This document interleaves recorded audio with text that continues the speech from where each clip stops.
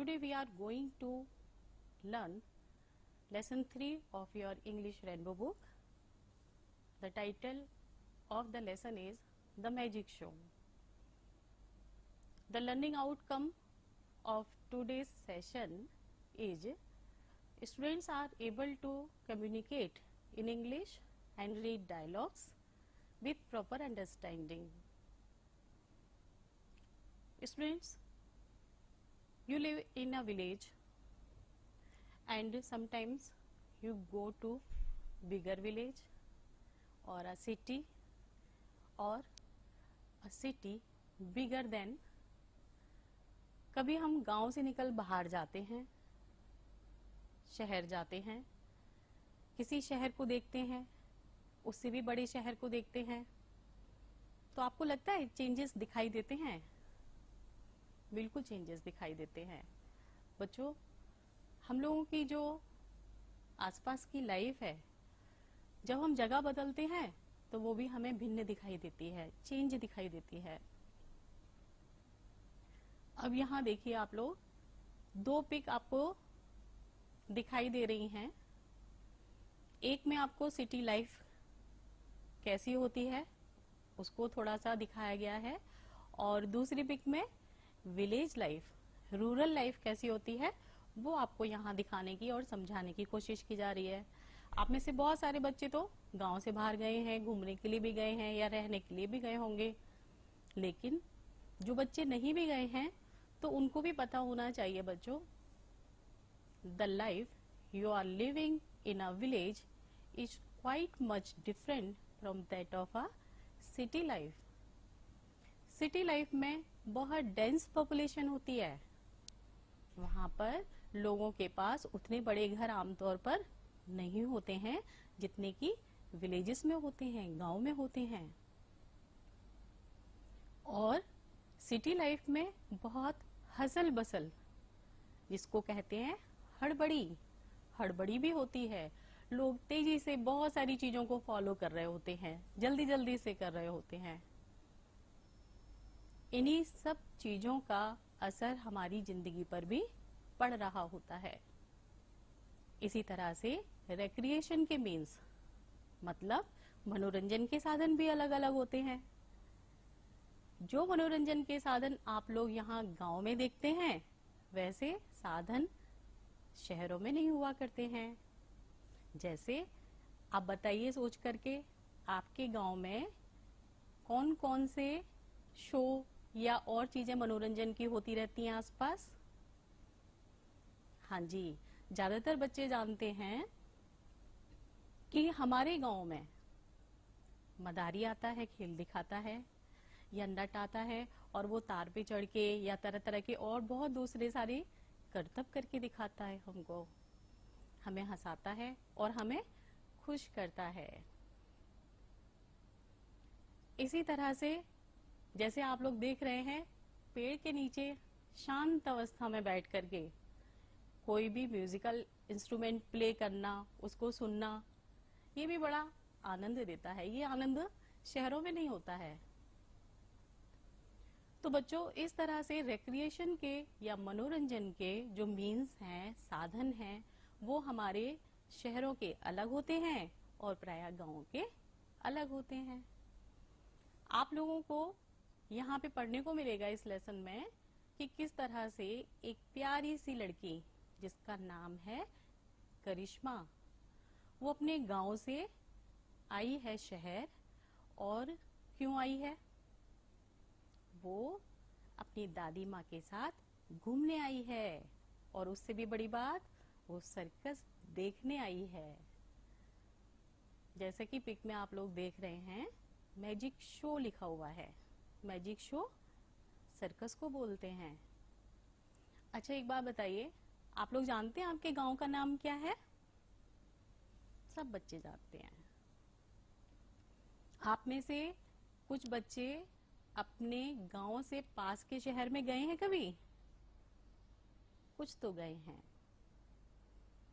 तो देखा होगा आपने, बहुत सारी चीजें अलग अलग सी दिखी होंगी ना। तो बच्चों, यहाँ पर जो लड़की है करिश्मा, उसके गांव का नाम है ढोलकपुर। और वो जिस शहर में आई है घूमने के लिए उसका नाम है गाजीपुर। यहाँ पिक में आप लोग देखो क्या क्या देख रहे हो। एक छोटी लड़की है, बात करती हुई दिखाई दे रही है, और ये लड़की है करिश्मा, द मेन कैरेक्टर हियर। और किससे बात कर रही है वो? An old lady. She is her grandmother. And the man standing on the stage, he is of course magician, the real man of the show. Show में जादूगर का शो हो रहा है तो वही मेन व्यक्ति है, और करिश्मा अपनी दादी माँ से बात करते हुए इस शो का आनंद उठा रही है। Now let us start with the text. क्या बातचीत हो रही है दोनों में, क्या चल रहा है, हम लोग जानते हैं। I will read, you will listen attentively, word by word, how I go to pronounce a word, where I take pause. You should all note these things. Karishma is a cute little girl. She lives with her grandparents in a small village named Dholakpur. She loves her granny very much. Once her loving granny takes her to the nearby city Gazipur to watch a magic show. करिश्मा गांव की एक बहुत ही प्यारी सी cute सी लड़की है, और वह अपने दादी दादा के साथ में छोटे से गांव जिसका की नाम है ढोलकपुर, वहां पर रहती है, और गाजीपुर शहर में अपनी दादी माँ के साथ आई हुई है मैजिक शो देखने के लिए। They enter the hall. वो हॉल में प्रवेश पाते हैं। हॉल कौन सा? जहां मैजिक शो होने वाला है। Now here you see students, Karishma के सामने पिक लगी हुई है, तो जो भी उसके सामने लिखा हुआ है पिक के, वो उसका डायलॉग है। यहाँ हम लोग डायलॉग फॉर्म में इंग्लिश पढ़ रहे हैं। करिश्मा क्या कह रही है, देखो पढ़ते हैं। Wow, how colourful the hall is. Karishma ने कहा है, अरे वाह, ये हॉल तो बहुत ही रंग बिरंगा है। ग्रैनी, अब दादी माँ का डायलॉग है, जो कि दादी माँ की पिक के साथ लिखा हुआ है। Yes, the hall is very big and decorated with bright colours. क्या कहा दादी माँ ने? दादी माँ ने बताया, हाँ, हॉल बहुत बड़ा भी है और बहुत ही अच्छी तरह से चमकीले रंगों के साथ इसको सजाया गया है। आगे करिश्मा ने क्या बोला है? Karishma, I am excited to see the magic. मैं तो मैजिक देखने के लिए बहुत उत्सुक हो रही हूँ। ग्रैनी, मी टू, मैं भी। Karishma, oh my god, they have switched off the lights. I can not see, it is dark all around. हे भगवान, सारी लाइट्स बंद कर दी गई हैं, मुझको कुछ भी दिखाई नहीं दे रहा, चारों तरफ बस अंधेरा ही अंधेरा हो रखा है। नाउ ग्रैनी क्या कहती हैं, वो सुनते हैं, पढ़ते हैं। Be quiet, and look at the stage. There is a dim light. शांत हो जाओ और मंच की तरफ देखो, वहां पर धीमा सा प्रकाश है. The show begins with Ganesh Vandana. Show शुरू होता है और शुरू होने से पहले गणेश जी की स्तुति होती है, वंदना होती है. You know, when a program starts, often we do Saraswati वंदना. हम लोग सरस्वती वंदना के साथ अक्सर अपने विद्यालय में भी किसी भी प्रोग्राम को शुरू करते हैं. और मैजिक शो का आरंभ हो रहा है गणेश वंदना के साथ. ईश प्रार्थना के साथ में मैजिक शो का स्टार्टिंग होने वाला है. Karishma, granny, look how beautiful they are dressed up. कितना अच्छी तरह से इन्होंने कपड़े पहने हुए हैं, ड्रेस पहनी हुई है. Granny, yes dear. हाँ. Karishma, who is that fat man in the middle. बीच में ये मोटा सा व्यक्ति कौन है. ग्रैनी. अब ग्रैनी का डायलॉग है. ग्रैनी कुछ बोल रही हैं. क्या बोल रही हैं granny? Pointing to the man. उस व्यक्ति की तरफ इशारा करते हुए. That man who is wearing a blue dress and has a magic stick in his hand. वो व्यक्ति जिसने नीली ड्रेस पहनी हुई है या कपड़े पहने हुए हैं और जिसने अपने हाथ में जादू की छड़ी पकड़ी हुई है. करिश्मा, यस ग्रैनी. हाँ वही तो. ग्रैनी. अब ग्रैनी क्या आंसर दे रही हैं? He is a magician. He does a magic tricks. वो मैजिशियन है. He does magic tricks. और वो जादू के कारनामे करता है. Today we are reading only this part of the lesson. In the next lesson we will continue. Let us revise. आप लोगों को जो बातें अभी तक इस टेक्स्ट को पढ़ने के बाद में पता चली हैं, चलिए उनको रिवाइज कर लेते हैं. Who is Karishma. कौन है Karishma? Karishma is a cute little village girl. Second question, where does she live. She lives in a small village Dholakpur. Next thing we knew, why does she go to Ghazipur city. वो Ghazipur city क्यों गई थी? She goes to Ghazipur city to watch a magic show.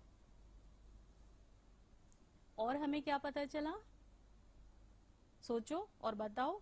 whom does she go with to watch the magic show? आपको पता है, she goes with her grandmother to watch the magic show. एक और चीज बताएंगे आप. What does the show begins with? Answer आप लोगों का आना चाहिए. The show begins with Ganesh वंदना. आप लोगों ने ये टेक्स्ट पढ़ा और इसको अच्छी तरह से समझ पाएंगे. इसके लिए आप लोगों के लिए जो न्यू वर्ड्स हैं उनको यहाँ पर हिंदी में एक्सप्लेन किया गया है, लिखा गया है. आइए चलिए समझते हैं मेरे साथ. क्यूट. क्यूट का मतलब होता है बच्चों प्यारा. Grand parents. ग्रैंड पेरेंट्स का मतलब होता है दादा दादी. Near by. नियर बाय का मतलब पास के. अगला देखें, वॉच. वॉच का मतलब है देखना. मैजिक शो, जादू का खेल. कलरफुल, रंग बिरंगा. डेकोरेटेड, सजाया हुआ, एक्साइटेड, उत्सुक, स्विच ऑफ, बंद करना। लाइट्स वगैरह को जब हमें बंद करना होता है तब बोला जाता है स्विच ऑफ, और जब खोलना होता है तो बोला जाता है स्विच ऑन।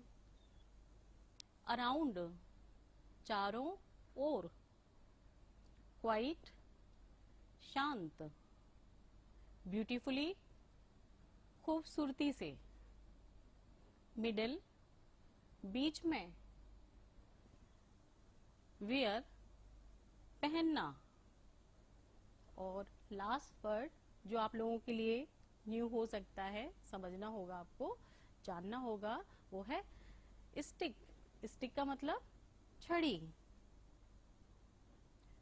यहाँ पर बच्चों एक चीज और सीखते हैं, आप लोगों को वर्ड्स मीनिंग को, उनके मतलब को समझने में आसान रहेगा। अपोजिट्स, अपोजिट्स क्या होते हैं आप लोग जानते हैं, पिछली क्लासेस में भी पढ़ा है आपने। चलिए थोड़ा सा रिवाइज भी करेंगे, थोड़ा सा सीखेंगे भी। अपोजिट्स वो वर्ड्स होते हैं बच्चों जिनके मीनिंग बिल्कुल अलग होते हैं, विपरीत होते हैं, विरोधी होते हैं। जैसे यहाँ पहला वाला पेयर देखें आप लोग, बिगिंस। बिगिंस का मीनिंग होता है स्टार्ट होना, शुरू होना, तो उसका अपोजिट क्या हो गया, विलोम क्या हो गया उसका? उसका विलोम हो गया समाप्त होना। क्वाइट, शांत। ग्रैडी ने कहा था ना, किसको? करिश्मा को, शांत रहने के लिए, वही वाला क्वाइट है ये। और इसका अपोजिट हो जाएगा लाउड या पब्लिक। नेक्स्ट देखिए, नियर बाय, पास का। पास का गांव था, पास का शहर कौन सा था ढोलकपुर का? गाजीपुर। वहां पर नियर बाय शब्द आपने पढ़ा है। तो नियर बाय का अपोजिट होगा फार अवे, जिसका मतलब है दूर का। बिग, बड़ा, और इसका अपोजिट हो गया स्मॉल। डार्क, गहरा या अंधेरा, और इसका अपोजिट हो जा रहा है लाइट। फैट, जादूगर, मैजिशियन, और उसका अपोजिट होगा थिन, पतला दुबला। अब देखिए इनके मीनिंग्स को और बेहतर तरीके से आपको समझ में आने के लिए यहाँ पर कुछ सेंटेंसेस हैं जिनको कि आप लोगों को अपोजिट वर्ड्स के यूजेस के लिए बनाया गया है, लिखा गया है। आप भी ऐसे ही काम करेंगे आगे। चलिए पहले इनको पढ़ के समझ लेते हैं। बिगिंस को सेंटेंस में यूज करते हुए क्या लिखा गया है? The show begins with Ganesh Vandana, ends the show ends with thanks. Ganesh Vandana से स्टार्ट होता है और थैंक्स के साथ खत्म होता है। तो आप लोगों को क्लियर हो गया बिगिंस का मीनिंग और एंड का meaning. Quiet, granny asked Karishma to be quiet. Loud, loud के लिए है sentence Karishma was very loud. इसके बाद नियर बाय के लिए Reema lives in a nearby village. Far away के लिए सेंटेंस देखो, village of Shyam is far away. Big, the building of my school is big. Small के लिए देखिए, the room is very small. Dark, nothing is visible in the dark. Light, light के लिए I was reading in the light. Fat, the man on the stage was fat. और thin का use करते हुए sentence यहाँ पर है आप लोगों के पढ़ने के लिए, the man in the park is thin. Hope you understood the meaning very clearly. Let us now know students, जो कुछ हमने पढ़ा उसके बिहाफ पे आप बताएंगे whether the student is the sentence is true or false. First sentence देखिए, करिश्मा lives in a city. करिश्मा शहर में रहती है. दिस इज ट्रू और फॉल्स. ये बात सही है या गलत है? कहाँ रहती है? अभी बताया था, आपने पढ़ा था, करिश्मा एक गांव में रहती है और उसके गांव का नाम ढोलकपुर है. तो ये सेंटेंस तो गलत हो गया यहाँ पर, इसलिए हम फॉल्स मार्क करेंगे या एफ मार्क कर देंगे. दूसरा सेंटेंस पढ़िए, she went to watch a magic show. ये सही बात है. This is true. Here we will mark T.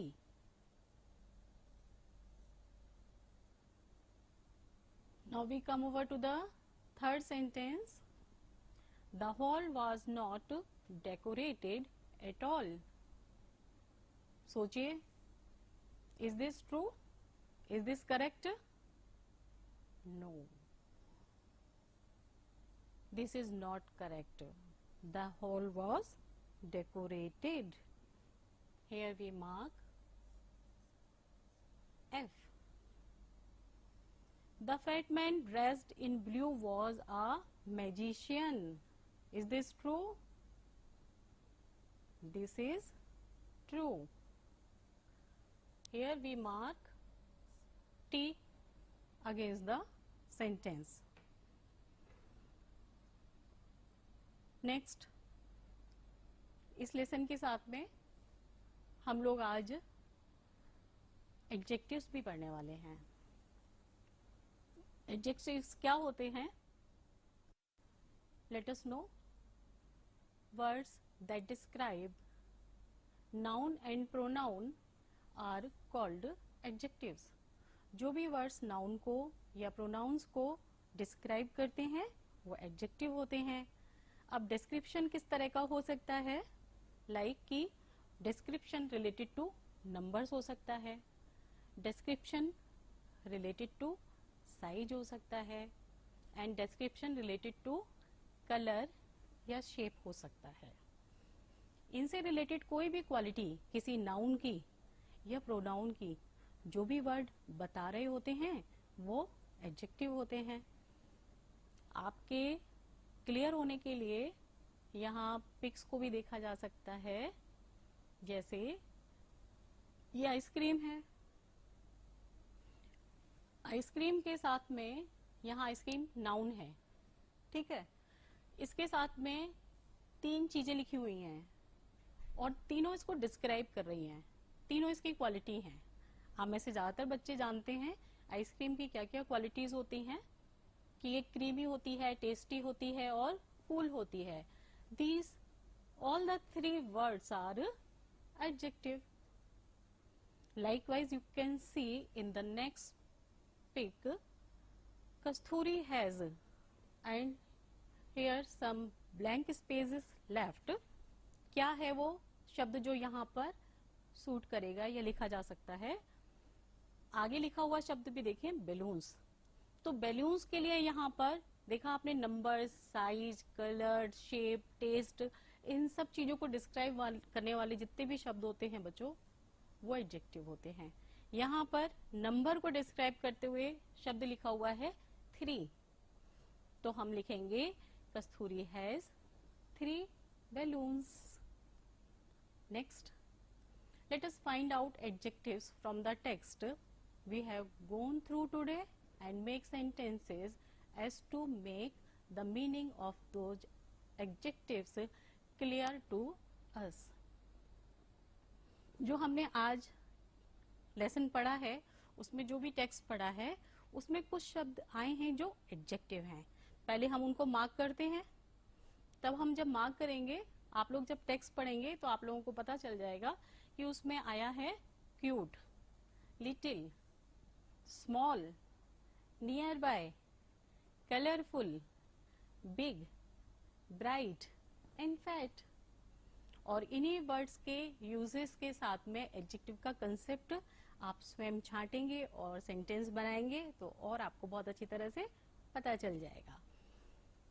यहाँ पर जो सेंटेंस लिखे हुए हैं ऑलरेडी फ्रेम करके उनको पढ़ लेते हैं। Cute, Ritu is a cute girl. Little के लिए, little stars look very shining in the sky. Small, the building of my school is small. Nearby, the nearby market is very good.